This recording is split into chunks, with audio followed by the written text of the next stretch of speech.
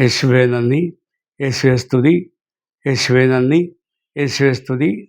Hallelujah, hallelujah, hallelujah, hallelujah. സുഹൃത്തുക്കളെ, നമ്മുടെ പാപങ്ങളെക്കുറിച്ച് അനുതപിക്കാനായി ദൈവം നൽകുന്ന സമൃദ്ധമായ അവസരങ്ങളെക്കുറിച്ച് പ്രതിപാദിക്കുകയാണ് ഈ വീഡിയോയിൽ. റോമ 3:10-12 വചനങ്ങളിൽ വിശുദ്ധ പൗലോസ് അപ്പോസ്തലൻ പറയുന്നു, നീതിമാനായി ആരുമില്ല, ഒരുവൻ പോലുമില്ല. കാര്യം ഗ്രഹിക്കുന്നവനില്ല, ദൈവത്തെ അന്വേഷിക്കുന്നവനുമില്ല. എല്ലാവരും വഴിതെറ്റിപ്പോയി, എല്ലാവർക്കും ഒന്നടങ്കം തെറ്റുപറ്റിയിരിക്കുന്നു. നന്മ ചെയ്യുന്നവനില്ല, ഒരുവനുമില്ല. സങ്കീർത്തനം 53:3, എല്ലാവരും വഴിതെറ്റി ഒന്നുപോലെ ദുഷിച്ചുപോയി, നന്മ ചെയ്യുന്നവനില്ല, ഒരുവൻ പോലുമില്ല. സുഭാഷിതം 7:20, ഒരിക്കലും പാപം ചെയ്യാതെ നന്മ മാത്രം ചെയ്യുന്ന ഒരു നീതിമാനും ഭൂമുഖത്തില്ല. നമുക്ക് പാപമില്ലെന്ന് നാം പറഞ്ഞാൽ അത് ആത്മവഞ്ചനയാകുമെന്ന് 1 യോഹന്നാൻ 1:8 പറയുന്നു. 1 യോഹന്നാൻ 1:10, നാം പാപം ചെയ്തിട്ടില്ല എന്ന് പറഞ്ഞാൽ നാം ദൈവത്തെ വ്യാജം പറയുന്നവനാക്കുന്നു. പ്രഭാഷകൻ 19:4, പാപം ചെയ്യുന്നവൻ തനിക്ക് തന്നെ തിന്മ വരുത്തുന്നു. പ്രഭാഷകൻ 21:10, പാപിയുടെ പാത അവസാനിക്കുന്നത് പാതാളത്തിലാണ്. തോബിത്ത് 12:10 പറയുന്നു, പാപം ചെയ്യുന്നവൻ സ്വന്തം ജീവൻ്റെ ശത്രുവാണ്. പ്രഭാഷകൻ 38:15, സൃഷ്ടാവിൻ്റെ മുമ്പിൽ പാപം ചെയ്യുന്നവന് വൈദ്യസഹായം തേടേണ്ടി വരും. സുഭാഷിതങ്ങൾ 21:2 പറയുന്നു, സർപ്പത്തിൽ നിന്നെന്ന പോലെ പാപത്തിൽ നിന്നും ഓടിയകലുക. അടുത്ത് ചെന്നാൽ അത് കടിക്കും, അത് ജീവൻ അപഹരിക്കും. റോമ 6:22, പൗലോസ് അപ്പോസ്തലൻ പറയുന്നു, പാപത്തിൻ്റെ വേതനം മരണമാണ്. മാരകമായ വസ്തുക്കളൊന്നും നാം വീടുകളിൽ സൂക്ഷിക്കാറില്ല, ഉപയോഗിച്ച് നോക്കി പരീക്ഷിക്കാറുമില്ല. ഇതുപോലെ തന്നെയാണ് പാപത്തിൻ്റെ കാര്യവും.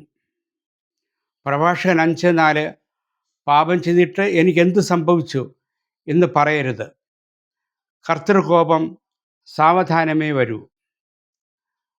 2 പത്രോസ് 3:9, ആരും നശിച്ചു പോകാതെ എല്ലാവരും അനുതപിക്കണമെന്ന് ദൈവം ആഗ്രഹിക്കുന്നത് കൊണ്ട് നിങ്ങളോട് ദീർഘക്ഷമ കാണിക്കുന്നു എന്നേയുള്ളൂ. പ്രഭാഷകൻ 5:5, ക്ഷമിക്കുമെന്നോർത്ത് വീണ്ടും വീണ്ടും പാപം ചെയ്യരുത്. പ്രഭാഷകൻ 7:8, പാപം ആവർത്തിക്കരുത്, ആദ്യത്തേത് പോലും ശിക്ഷിക്കപ്പെടാതിരിക്കില്ല. യെശയ്യാ 59:2, നിന്റെ അകൃത്യങ്ങൾ നിന്നെയും ദൈവത്തെയും തമ്മിൽ അകറ്റിയിരിക്കുന്നു, നിന്റെ പാപങ്ങൾ അവിടുത്തെ മുഖം നിന്നിൽ നിന്ന് മറച്ചിരിക്കുന്നു. യോഹന്നാൻ 5:14, കൂടുതൽ മോശമായതൊന്നും സംഭവിക്കാതിരിക്കാൻ മേലിൽ പാപം ചെയ്യരുത്.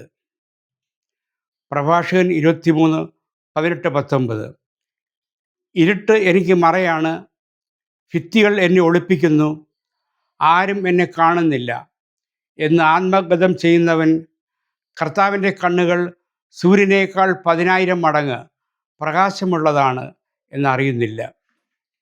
1 യോഹന്നാൻ 3:48, പാപം ചെയ്യുന്നവൻ നിയമം ലംഘിക്കുന്നു, പാപം ചെയ്യുന്നവൻ പിശാചിൽ നിന്നുള്ളവനാണ്.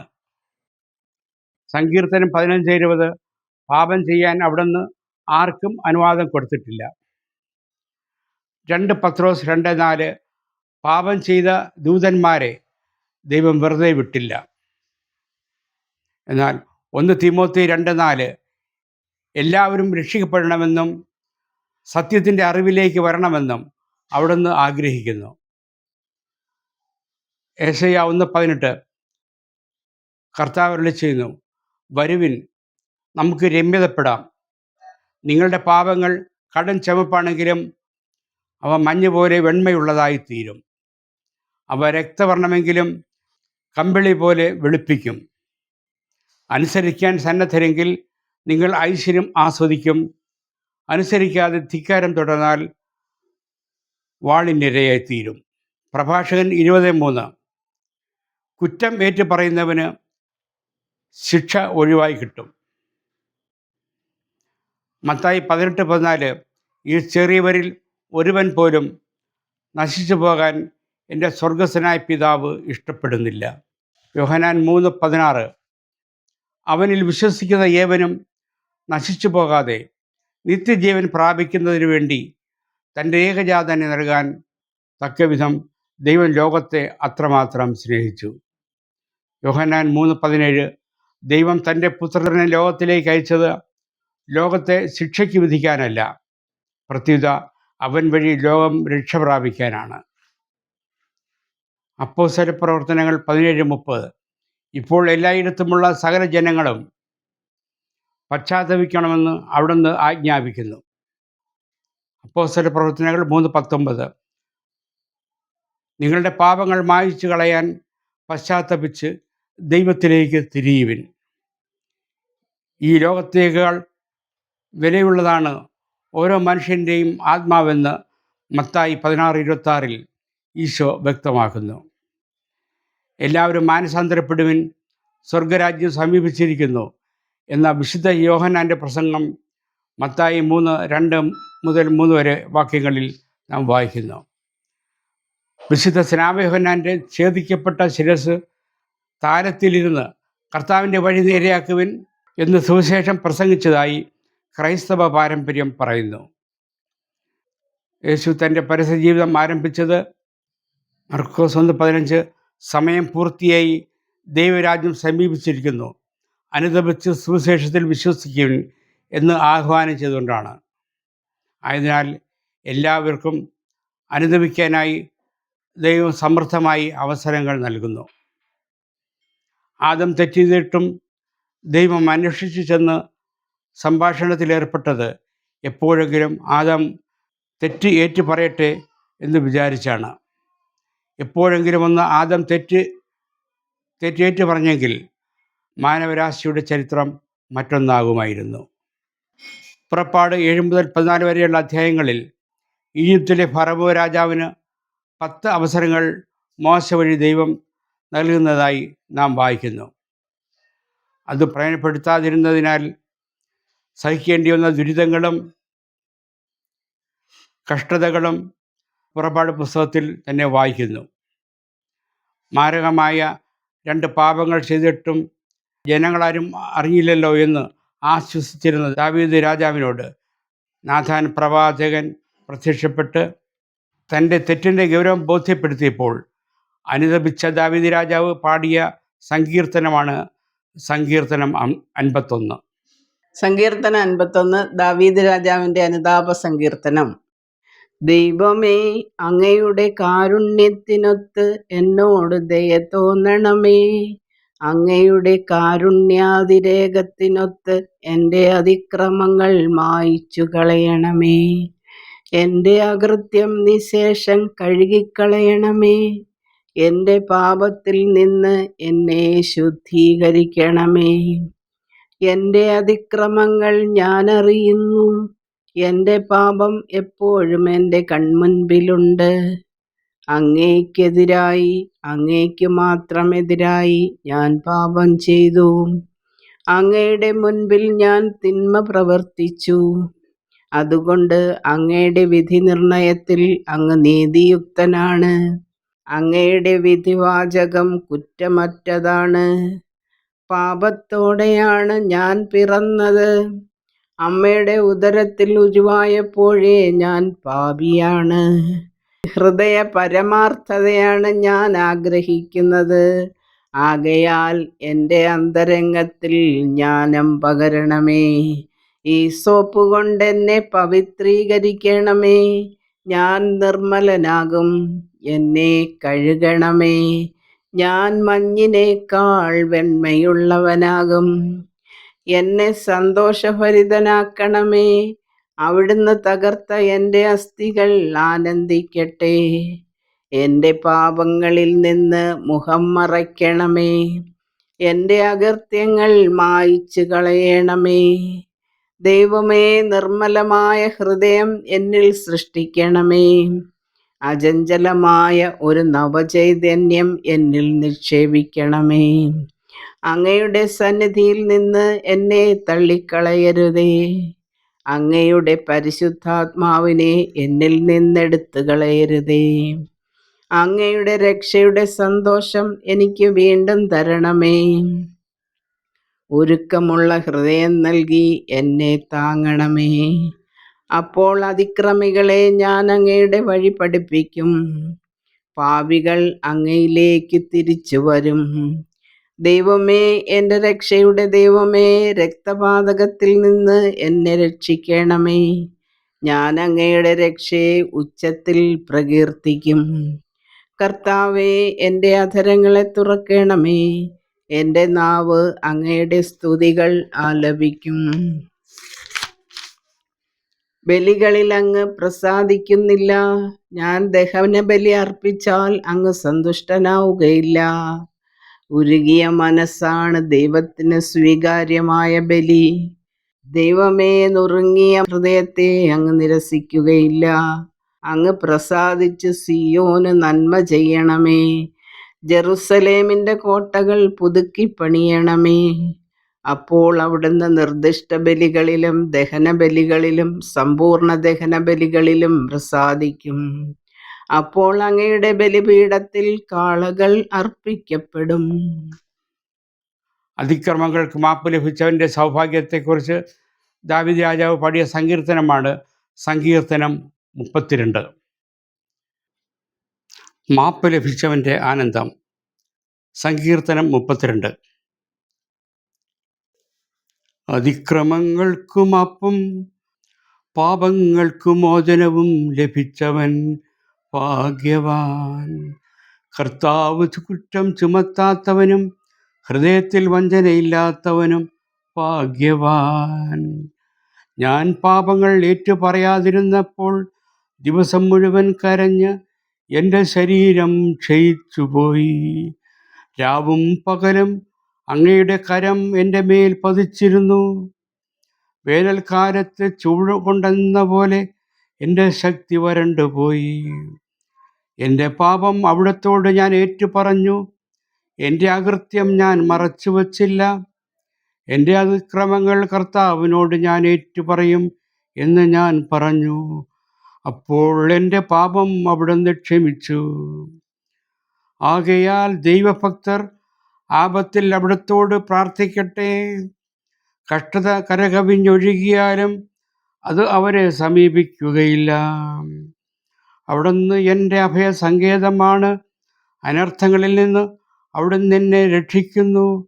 രക്ഷ കൊണ്ട് എന്നെ പൊതിയുന്നു. ഞാൻ നിന്നെ ഉപദേശിക്കാം. നീ നടക്കേണ്ട വഴി കാണിച്ചു തരാം. ഞാൻ നിന്റെ മേൽ ദൃഷ്ടിയുറപ്പിച്ച് നിന്നെ ഉപദേശിക്കാം. നീ കുതിരയെയും കോവർകഴുതയെയും പോലെ ബുദ്ധിയില്ലാത്തവനാകരുത്. കടിഞ്ഞാൺ കൊണ്ട് നിയന്ത്രിച്ചില്ലെങ്കിൽ അവ നിന്റെ വരുതിയിൽ നിൽക്കുകയില്ല. ദുഷ്ടർ അനുഭവിക്കേണ്ട വേദനകൾ വളരെയാണ്. കർത്താവിൽ ആശ്രയിക്കുന്നവനെ അവിടുത്തെ സ്നേഹം വലയം ചെയ്യും.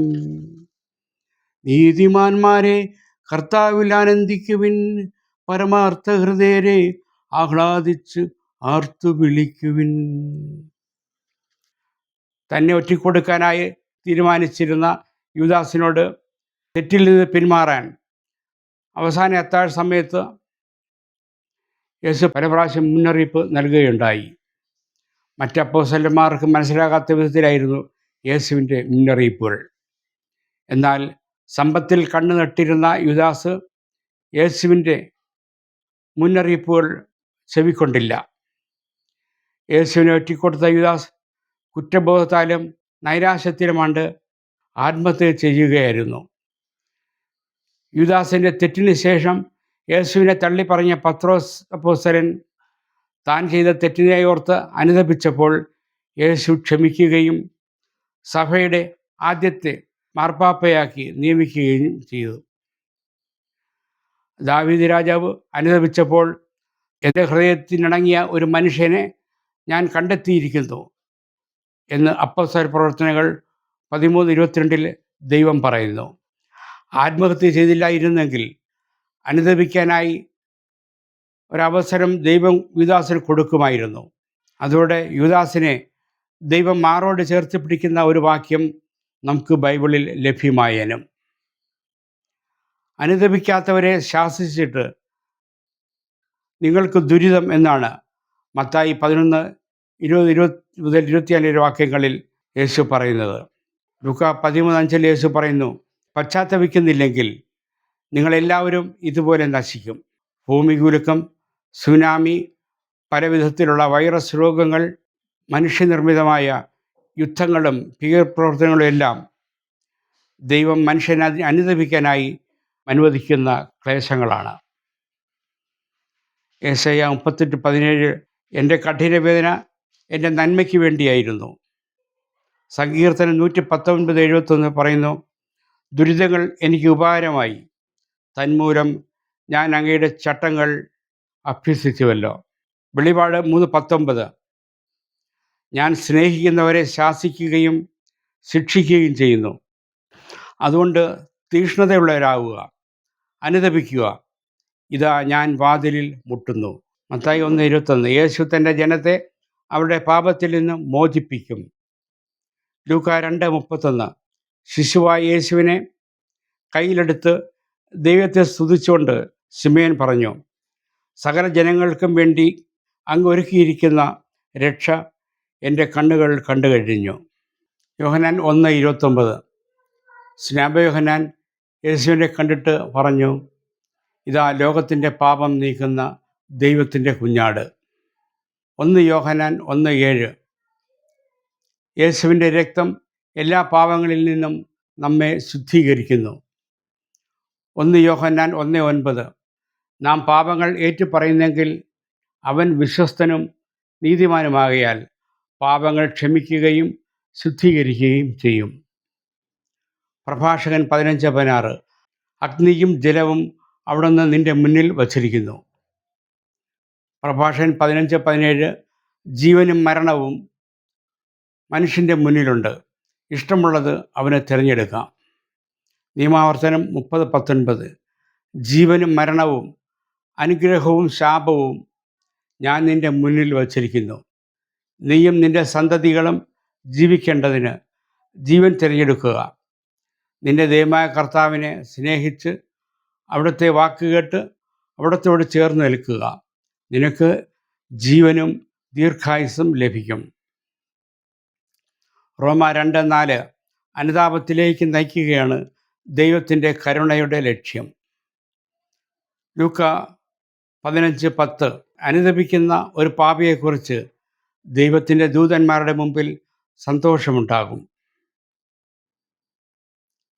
1 യോഹന്നാൻ 2:1-2 നിങ്ങൾ പാപം ചെയ്യാതിരിക്കേണ്ടതിനാണ് ഞാനിവ നിങ്ങൾക്ക് എഴുതുന്നത്. എന്നാൽ ആരെങ്കിലും പാപം ചെയ്യാനിടയായാൽ തന്നെ പിതാവിൻ്റെ സന്നിധിയിൽ നമുക്ക് ഒരു മധ്യസ്ഥനുണ്ട്, നീതിമാനായ യേശു ക്രിസ്തു. അവൻ നമ്മുടെ പാപങ്ങൾക്ക് പരിഹാര ബലിയാണ്. നമ്മുടെ മാത്രമല്ല, ലോകം മുഴുവൻ്റെയും പാപങ്ങൾക്ക്. വിശുദ്ധ പൗലോസ് അപ്പോസ്തലൻ 1 തീമോത്തി 1:16 ഏറ്റുപറയുന്നത് പോലെ നമുക്കും ഏറ്റുപറയാം, മനുഷ്യരിൽ ഏറ്റവും വലിയ പാപിയും പാപികളിൽ ഒന്നാമനുമാണ് ഞാൻ. അനുതാപത്തോടെ നിന്റെ സന്നിധിയിൽ അണയാൻ, അനുതാപത്തോടെ കടന്നു വരുമ്പോൾ മാത്രമാണ് നീ പാപക്കറകൾ കഴുകി മാറ്റുന്നത്. നിന്റെ രക്തത്തെ കടലിൽ മുക്കി നീ സൗഖ്യം നൽകുന്നത്. യേശുവേ, ഞങ്ങളിതാ നിന്റെ അടുക്കൽ നിൽക്കുകയാണ്. അനുതാപത്തോടെ അണയുന്നു ഞാൻ, പാപ കറകൾ കഴുകേണമേ. അനുതാപത്തോടെ അണയുന്നു ഞാൻ, പാപ കറകൾ കഴുകേണമേ. തിരുരക്ത കടലിൽ മുക്കേണമേ. സൗഖ്യം നാഥാനി നൽകേണമേ. തിരുരക്ത കടലിൽ മുക്കേണമേ. സൗഖ്യം നാഥാനി നൽകേണമേ. അനുതാപത്തോടെ അണയുന്നു ഞാൻ പാപ കറകൾ കഴുകേണമേ.